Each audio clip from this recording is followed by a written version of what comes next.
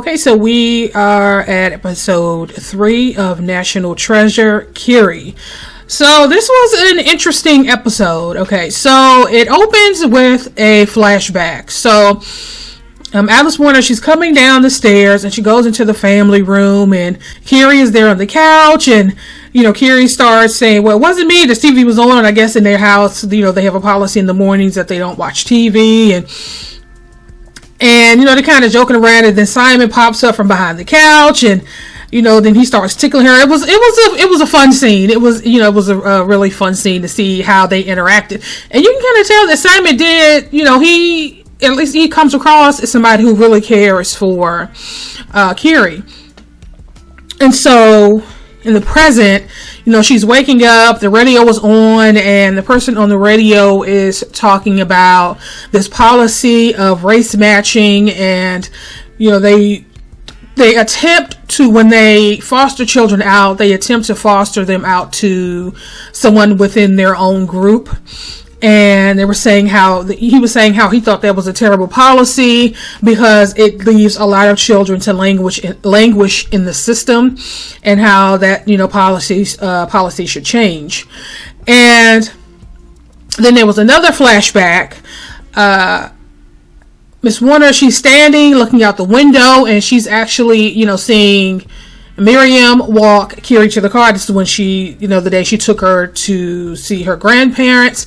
And then you see her following them. So if you remember in the first episode, Miriam, she saw Mrs. Warner following them. She just never said anything. And so she kind of pulled up outside the grandparents' house, or on the side. And she kind of watched Kiri walk in, and then she saw the gold car pull up and the window come down. And so the next scene, you see Lucy and Miriam in the park. Miriam actually called to meet up with Lucy, and Lucy started telling her that I haven't been able to find out anything. They have your file locked up, so I'm not able to get any information. And Miriam was like, "Oh, are you doing an investigation for me?" And she was like, "Well, I feel like, I should." And she basically said, and then she asked her, she said, "Is that why you told him that I drink?" And so that's why she was thrown off in that interview in the previous episode when they asked her if she was drinking. Because she, in her conversation with Lucy, she was telling her how she was very discreet and nobody knew that she drank. But if you remember, when she went to the hospital to check up on Lucy, she pulled out the flask and Lucy drank from the flask, and of course she had a drink. And so that's how Lucy found out about, the flask.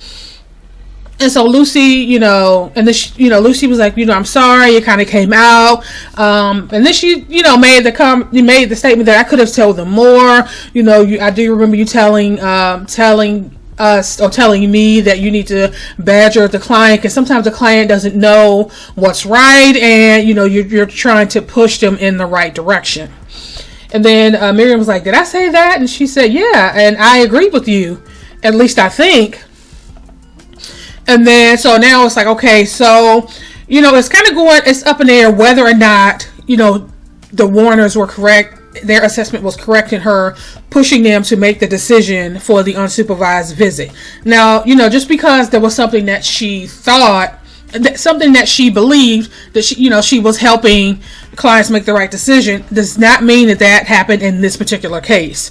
And so it does, there's another question, like, did she or didn't she? Nobody really knows. It's really a he said, she said. We flash back to the Warner house. Simon's coming down for breakfast, and then Mr. Warner comes in and he asks about toast, and she was like, "Oh, we're not going to do that anymore." And he was like, "What? We're not going to have toast?" And she was like, "No, we need to start our day off on an even keel." And she thinks bread is bad for you. And he's like, "So we're supposed to starve?" And she was like, nobody's going to effing starve. She's like, she flashed on him. And so then you see Simon's face, and he's like, he kind of looked at both of them and then said, "Okay, you know what? I'm going to go to school right now." And so she kind of followed him outside because, of course, the reporters are everywhere. And so she basically told them that, that you're not supposed to have him on camera. Like, she's trying to shield him from them and reminding them that, you do not ask him questions. You do not put him on camera, and you know this. He's a minor. And so he goes on, and he went on to school, and of course she went on back in the house. And so you see Vanessa and this guy that was never really identified. They're at the Warner house, and they're talking to them about doing a reenactment. And of course, the Warner's like, what are you talking about? You already have Nathaniel in custody. And this is when they tell them that they have video footage showing that Kiri was on her own after the abduction. And so that is going to be, create an issue when they go to court, because they're going to be like, okay, well, you have video footage of her away from him after she took him from the house. So there's a time gap there that is going that they're going to have to account for. And so they feel like doing the reenactment will probably allow some people who probably at the time didn't think they noticed anything, but may spark someone's memory, and they'll come forward and add some more pieces to the puzzle of what happened to Kiri that day. And so Ms. Warner gets a call from the school. She finds out that Simon did not go to school. So once again, Simon is MIA. And then, she starts talking to the principal, the head mistress. I'm not really sure of her title, but she looked like she, is in charge of the school. And, she gives her a bag of cards that the students brought in for her. And because Ms. Warner used to be a teacher at the school. And she was talking to her about Simon, and then she started, told the woman that she felt like she was ready to come back to work. And the woman said, no, I don't think that's going to be a good idea right now, and I don't think you're ready. And of course, she's trying to say that she is, and she's like, no, I think, you guys have suffered a tragedy, you're going through a lot, and I think that you really need to take this time to kind of gather yourself and deal with the things that are going on in your family. And of course that was not the answer that she wanted. So the next time you see her, she's swimming laps. You can tell she's working all her stress and her frustration. And then you see her, and she stops, and she makes eye contact with this guy, and she was like, no, I'm not interested. And he's like, oh, okay. And the next thing you see is they up in the bed, bumping and grinding. Okay, Alice Warner. And so now they're talking, and he made some crude comment about, watching your interview was the first time I masturbated to the 6 o'clock news. And she kind of laughed a little bit, and then she started talking about, she admitted that she had seen Nate. At the time, she thought that he was just a guy in the neighborhood, right? Because, he had he pulled up and the music was blasting, the rap music and the whole thing. So she just thought that he was a guy from the neighborhood. And I think she really didn't know that was, in fact, Nate until, like I say, his picture was all over the place. And then it clicked that, oh, this was him. She was there. She saw him pull up. And she's talking about her regrets and how she wished she had said something. But, now it's too late because, she has the sympathy of the public. And I think to come out and say that she actually saw this guy and did nothing, it might prevent them from pushing forward to really investigate the case. So now she felt like she can't say anything, can't say that she actually saw him arrive at the house at this point. So we flash to the Acadelis, and they're at court. Look, they're in church, and they're singing and praising the Lord, and the pastor did ask the congregation to pray for them, and so they stood up. Everybody stood up, and they said a prayer after the service. Toby went in the back to meet with the pastor, and they talked a little bit, and next another guy walks in. I cannot remember his name at this point. For some reason, I'm having a brain fart. But he starts talking to Toby about, the pastor told me about how they did your son, and how, there's this movement online, and he was willing to take on his case free of charge. But in return, this is the thing is, the exchange is he wants to use his son's case as a political statement to change policy, police policy, and all this kind of thing. And Toby is basically like, you know what, I don't want to do that. And, you know, he shouldn't have said anything to you, and he kind of walked out. He don't want this to be that kind of situation. His family has been torn apart. His granddaughter has been murdered. His son is in prison for the murder. He really just does not want to deal with that. And I think there's a question to be made, like, how should you be obligated to turn your family tragedy into a political statement in order to move your group, in order to affect policy change to benefit your group, if that makes sense? And I would say, me personally, I would say no. Families have to deal with things the way that they deal with them. And this family has lost a lot. They're grieving. And I feel like he made the right decision. Like, I'm not trying to be up on the news. You're not about to out sharpen me. We're not doing that. We're not going to do that. We're going to deal with this as a family in our own way. And so I thought that was, actually, the best choice. But of course, that's not what, the pastor and the old boy wanted to hear. So, Miss Warner's back home, and she's showering off her love making session with old boy from the pool. And Simon walks in, and she turns around and she's talking to him and telling him that, it's, can we wait and talk later? And I just go downstairs and I'll come out. And he started talking to her about this girl named Abigail, and she told him that school called her and why wasn't he in school. And he starts talking about how he met this girl and he thought they hit it off. And then when they got to school, she didn't talk to him. And then she started sending him messages, and he asked her to send him pictures of her her breast. And she sent it to him, and it was this weird kind of conversation. And then he turned to walk out of the bathroom. And then he turned around and told her, I think that you're enjoying all this media attention. And then he confronted her, letting her know that he knew about the affair and how stupid he thought she was. That if the press finds out that she, while all of this is going on, that you are screwing around on your husband, on your husband, and it would drastically impact how the sympathies of the nation that's been, behind them this whole time. It would also affect him out at school, and it was just a bad idea. He basically told her that he followed her, and so she couldn't deny it.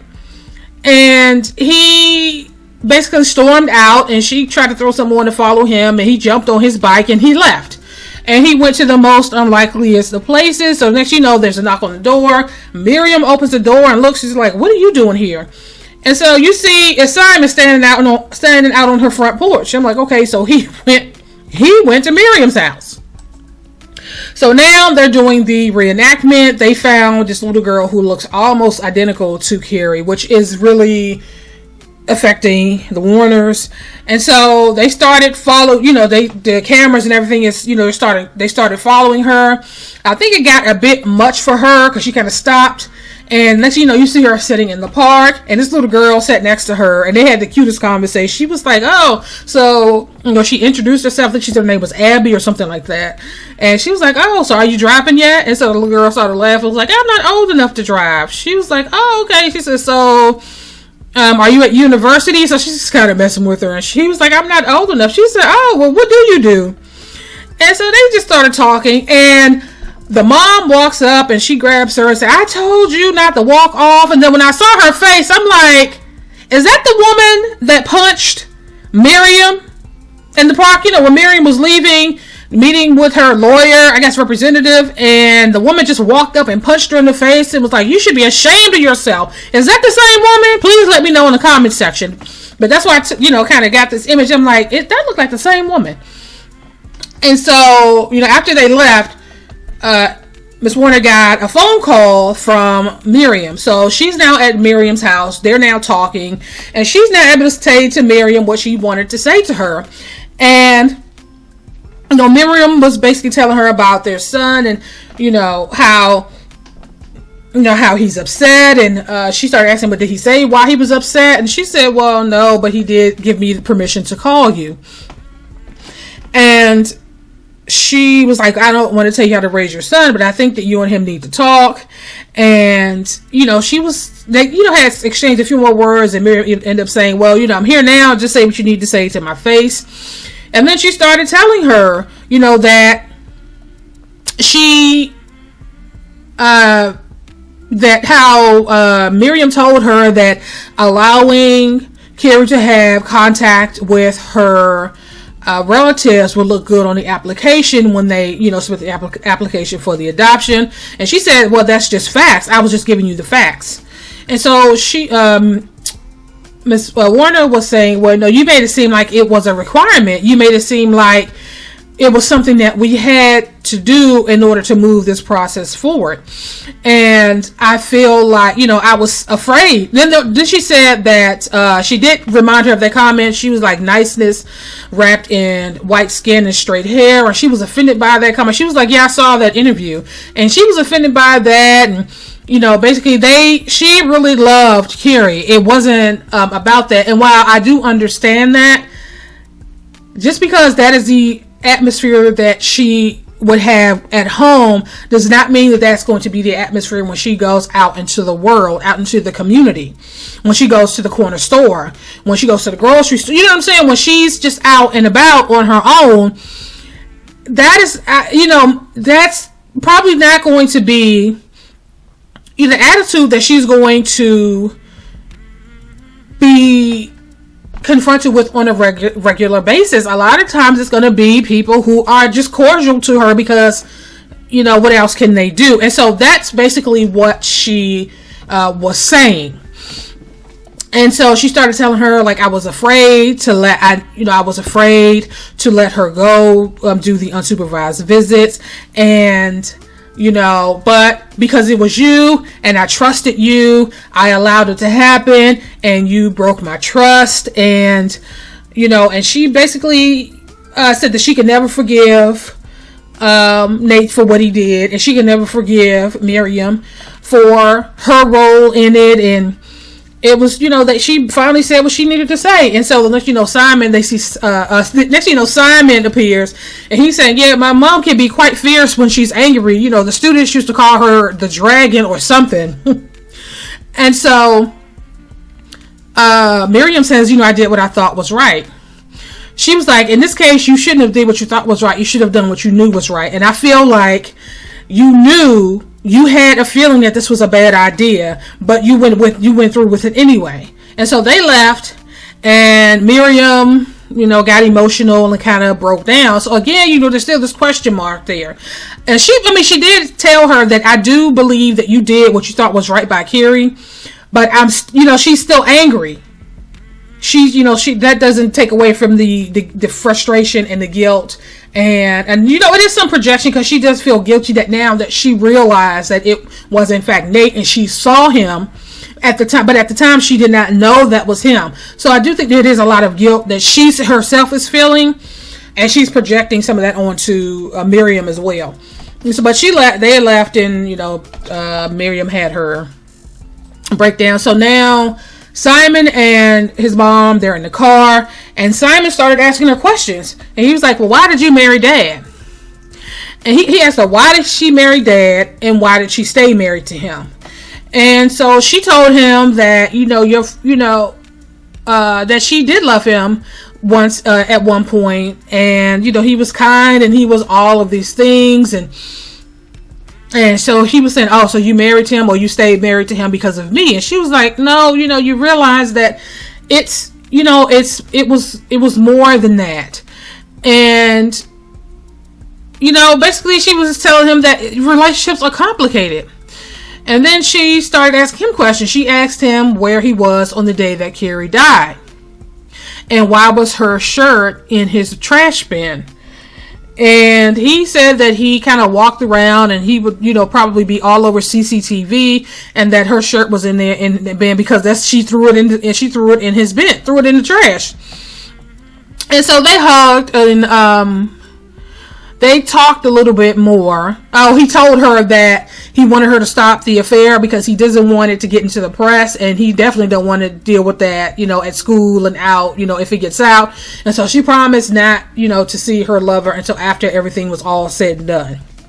And they, they went on with their day. So Toby, he's now at the police station, and he's talking to Vanessa, and he's saying that he's coming to get his son because it's now been revealed on the news that they found of course, the video footage of Kiri being by her unaccompanied. And so now there are these questions like, did he do it? Did he not do it? How was she seen in this part of town? And so now it's some questions. So now he feels like, okay, since there's all these questions, that he should be able to take his son home. And she's saying, well, no, he's still being arrested because he still abducted her from your house. And then he starts going in on her about how he trusted her and how, he's always shown kindness to her and how she's never returned that kindness. And I'm like, what does he expect her to do? Skirt the law to benefit his family? Like lose her job? Lose her job? Because that's going to be the easiest and convenient thing for him and his family. It was just it was the most amazing thing. And then one of her colleagues came in and said that it was something that she had to see. And so she was like, I don't know why I let you get under my skin. And she walked off. And so the next thing you know, you see her at the Warner's house with a search warrant saying that they need to search the property and that she's going to need to see all three. She's going to have to interview all three of them down at the station. And so they're down at the station, and she's talking to Miriam, and she tells her that there is CCTV, there's video. This is what the man was telling her that she needed to see. There's video of Kiri getting off the bus 3 minutes from their house. And so now the question is, did she make it home? And if she made it home, then something could have happened to her in the house. And the reason they're questioning Miriam, because if you remember back to her statement, she was home that day sick. So remember when they gave the statements at the time, Mr. Warner's statement, his alibi was already corroborated by one of his co-workers. At the time, they wasn't able to corroborate Simon's alibi, but they did. She was adamant that she was home sick. And so now Vanessa's like, okay, well, I'm going to need to know this sickness that why you were sick. And then she finally had to tell her that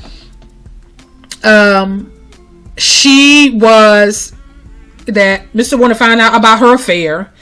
He got really upset that her family's been going through some stuff for a while, and it's related to the fact that he found out she was having the affair. He got angry. She thought he was a hypocrite because he himself had an affair in the past, and with all the stress that was going on while she was still a teacher at the school, she said one of the students had made an inappropriate comment to her. She ends up slapping the student, and as restitution, they end up paying like $7,000 a semester or something for the student's tuition, and she, I guess, was put on indefinite leave. And so basically her illness is basically stress related. That's what they're saying, but she did say that her husband makes enough to support them all, so that's how they've been able to sustain themselves. And so they're back home, and Mr. Warner walks in and he tells her that, they interviewed him for about 30 minutes and, that it, was all good. And she was like, he told her that, Simon was downstairs. She was like, oh, he's home now. So she was about to go and talk to him. But then Mr. Warner stopped her and started telling her, he ends up telling her that they have scoured, I don't know how many hours basically of CCTV footage, and they have not been able to find Simon anywhere. So his whereabouts has been unaccounted for, is still unaccounted for. And so he starts telling her that, I think that we're going to have to come to the realization that maybe Simon, there's something wrong with Simon, and that, that we have to entertain that maybe he possibly has something to do with this. And she's telling him that no, he loved Kiri, and he was like, well, he loves you too. And sometimes the way he looks at you, and you can see her kind of spinning. I guess she was thinking back to when he was looking at, the way he was looking at her when she was in the shower or whatever the case may be. And she tells him that, she just didn't want to believe it. And then he kind of flips out and he's like, I'm just trying to tell you the truth and tell you what I feel. And da, da, da. And then he tells her that, you know what, I'm going to tell them that I did it. And she was like, what? He was like, yeah, I'm going to tell him that I did it, and then you could, but you'll be free to get Simon whatever help that he needs. And she had to remind him that, no, you have an alibi. Your coworker Dave has already vouched for you. So how in the world can you be at home, at work, and be wherever Kiri was murdered and came in contact with Kiri and murdered her? It's not gonna work. So she told him no, that you'll find a way to F it up, and then you'll just make things worse for Simon. And so she ends up telling them that she's going to go run an errand. She's going to the grocery store. And so next thing you know, she's back at the police station. And of course, Vanessa is surprised to see her. So she's now sitting down with Vanessa, and she's now all of a sudden has had this recovered memory of this gold BMW or this gold car that was in the lane, and she thought that it belonged to someone from these estates or whatever the case would be, I guess the projects. And she remembered this because she was writing, and then she went to the window to stretch or whatever, and she saw this car, and this car looked out of place. And of course, Vanessa is looking at her and was like, okay, well, what sparked this memory? And she said, oh, you did actually, after our conversation, I started thinking about what I was doing, and then I remembered about this car. And I think that Vanessa's kind of looking at her like, okay, Vanessa, I get the feeling that Vanessa knows something is up. She knows that something is up. And I don't know if it's because of all that footage. They've not, because she even mentioned that they live in a posh neighborhood, which I'm assuming there are cameras everywhere. And I'm assuming that they've looked at footage from every possible camera, from every possible angle that they can get from that neighborhood. And she's probably thinking to herself that nowhere on that footage did we see any gold car.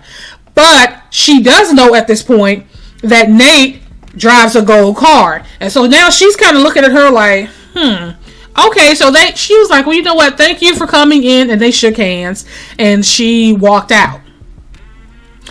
Okay, so at this point, there's still a question there of what happened to Kiri and who is responsible. Okay, they found video footage of her on her own. We don't know where Nate was at that time. Simon's whereabouts are still unaccounted for.